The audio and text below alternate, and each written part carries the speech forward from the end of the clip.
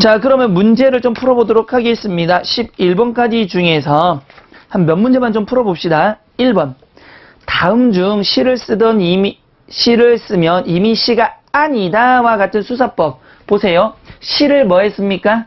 썼는데 시가 아니다. 하나의 문장에서 시를 썼는데 시가 없다. 시를 썼는데 시가 아니다. 말이 서로 뭐가 되고 있습니까? 모순이 되고 있는 거죠. 그러면 몇 번이 되는 겁니까? 몇 번이란다? 뭐가 되는 거죠? 역설을 얘기하는 거죠. 그럼 역설과 관련된 걸 찾으래요. 내 아무리 기굴이 장대하고 위풍이 있다 하나 언변이 없고 재주가 없다. 어떤 너에 대한 뭐가 되는 겁니까? 나열열거. 특징을 나열열거하고 있죠. 두 번째. 가루는 칠수록 고와지고 말은 할수록 거칠어진다. 속담이나 격언을 나타내고 있는 풍유법에 해당하는 거고요. 핵전쟁이 위험이 커지면 커질수록 핵전쟁이 일어날 가능성은 작아진다. 아니 뭐 핵전쟁이 위기가 커졌는데 전쟁은 안 일어난대. 위기가 커졌으면 전쟁이 나야 돼. 위기가 크니까 평화돼. 전혀 말이 안 되는 두 개가 지금 모순점으로 앞뒤로 뭐가 배치되어 있는 거죠. 그래서 정답은 몇 번? 3번이 되고요. 네 번째. 이제는 아득한 산 꼭대기에 겨우 쌀아기만큼이나 햇볕이 남아있다. 그럼 묘사일 뿐이잖아요. 그래서 정답은 몇 번? 4번이 되는 겁니다. 3번이 되는 겁니다. 됐죠? 자, 3번 문제 갑시다. 다음 중에서 은유법에 대한 설명으로 알맞는 것은 그랬습니다. 은유법입니다. 은유법은 일단은 서로 다른 두 대상에서의 뭘 찾는 거죠? 유사성을 찾는 거죠. 그래서 원관념과 보조관념의 관계를 잘 봐야 되는 거죠. 됐나요?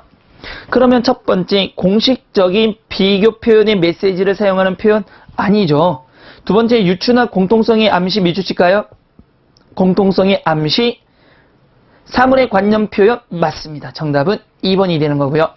3번, 추상적 개념어나 무인격적 대상의 인격 또는 생명적 특성을 부여하는 것, 생명이 없는 거에 생명을 불어넣는 건 화류법에 해당하는 거죠.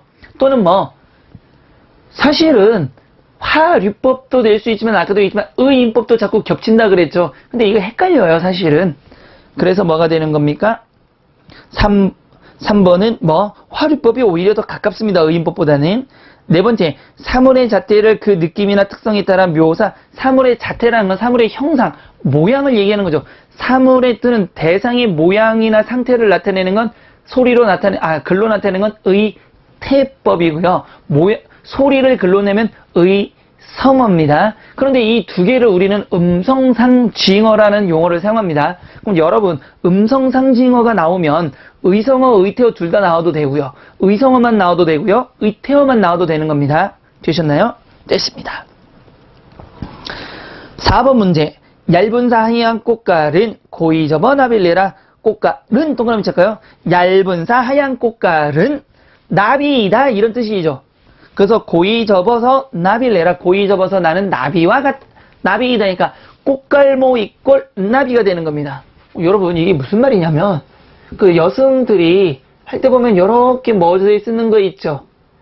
그래서 여성이 이렇게 모자 쓰고 긴 치마 입고요. 이렇게 긴 치마를 입고 손은 여기 잠깐 이렇게 나오죠. 이런 거 어떤 건지 아시겠죠? 그러면 여기서 춤을 추는 거예요. 이 모습 이꼴 나비처럼 날고 있다 이겁니다. 이거 이렇게 하는 게 하얀색이니까 나비처럼 발락발락 하는 거. 그래서 원관념과 보조관념이 1대1로 대응이 되고 있는 거죠. 그러면 뭡니까? 은유법이 되는 겁니다. 되셨죠? 참 별거 아닌데. 5번 중의적 표현이 쓰인 것은 그랬습니다. 근데 이렇게 물어볼 수 있잖아요. 선생님, 근데 중의적 표현이라는 거는 시를 알아야 된다면서요. 물론 이것보다는 이제 복잡하게 나오고 시를 주면서 물어보겠지만 그래도 이 문제가 있으냐면 풀어보는데 보세요. 모르면 약간의 센스가 필요해요. 그러면 답지가 4개라면 중의법이 될 만한 거를 못 찾겠다면 나머지를 지워가는 센스가 있어야 되죠. 나머지가 정확히 뭐다 알 수 있으면 하나만 남았다면 그게 뭐가 될 수밖에 없습니까? 중의법이 되겠죠, 당연히. 하나 볼까요? 1번부터 구름에 달 가듯이 가는 나그네 듯이 세모 칠까요? 구름에 달 가듯 가는 날 듯 인듯 인양 뭡니까? 직유법에 해당하는 거죠. 그럼 1번은 직유법이에요. 2번 귓가에 부딪히는 푸른 종소리 푸른 종소리 감각의 전이 공감각적 표현을 사용하고 있는 거죠. 됐죠? 세 번째, 인생은 짧고 예술은 길다. 대조가 되면서 비교가 되고 있는 거죠. 인생은 짧은데 예술은 길다. 서로 뭐가 되고 있습니까? 나열한 두 대상의 차이점을 강조하고 있는 겁니다. 예술 길죠. 청산리 벽계수야 수위감을 자랑마라.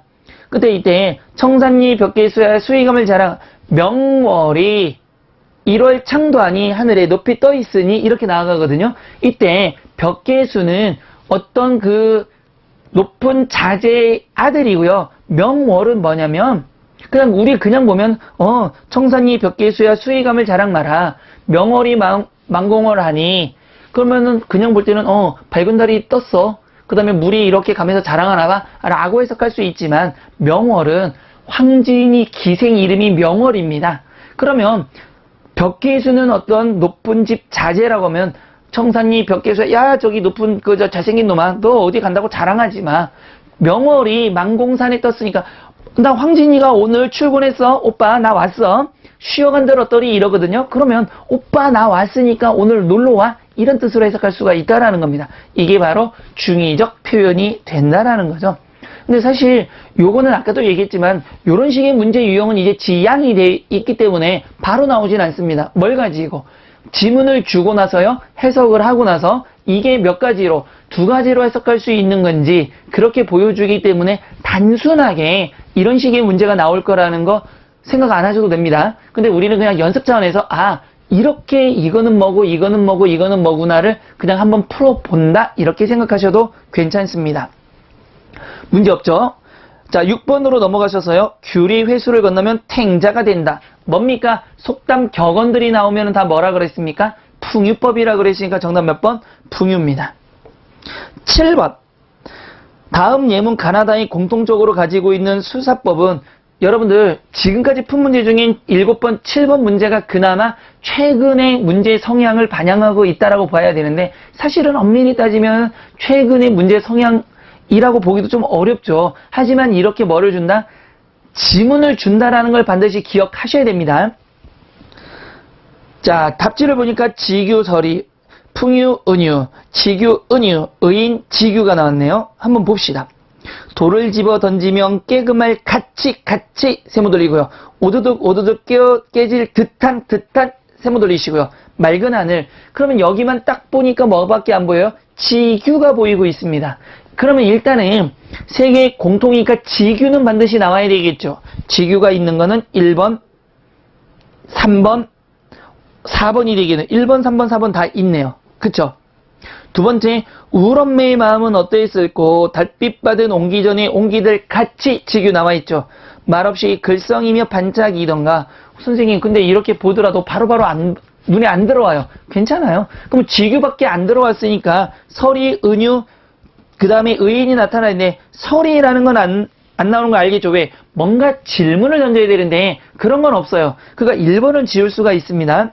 3번 다 마패 없이 거듭 국경을 넘는 저 봄하의 겨울 안개 아래 부채살로 갈라지는 땅들이 뭐하고 있습니까? 쫙쫙쫙쫙 부채살처럼 갈라져요. 포들이 얼굴 망가진 아이들처럼 울어. 포탄을 넣는 포가요 얼굴이 망가진 아이들처럼 응응응 울고 있어요. 사람처럼 하고 있는 거죠. 그러면 의인이라는 걸 알 수 있겠죠. 그러면요 선생님 가시의 의인 어디 있어요? 돌을 집어던지면 깨금을 같이 오두둑 깨어질 듯한 맑은 하늘. 아니 맑은 하늘이 오두둑 깨져요? 됐죠? 그래서 정답은 몇 번? 4번인데 그럼 선생님 하나만 더 물어봅시다. 나에도 어떻게 의인법이 있나요? 울엄매의 마음은 어떠했을꼬 달빛 받은 옹기 전에 옹기 항아리들 같이 그러니까 항아리들 같이 말없이 글썽이고 옹기 전에 옹기들이 글썽이면서 눈물 흘리고 있잖아요. 그러니까 의인법 맞습니다. 되셨나요? 이거는 나름대로 약간의 뭐도 필요합니까? 센스가 있어도 되는 겁니다. 그러면 8번 문제도 바로 하나 풀어봅시다.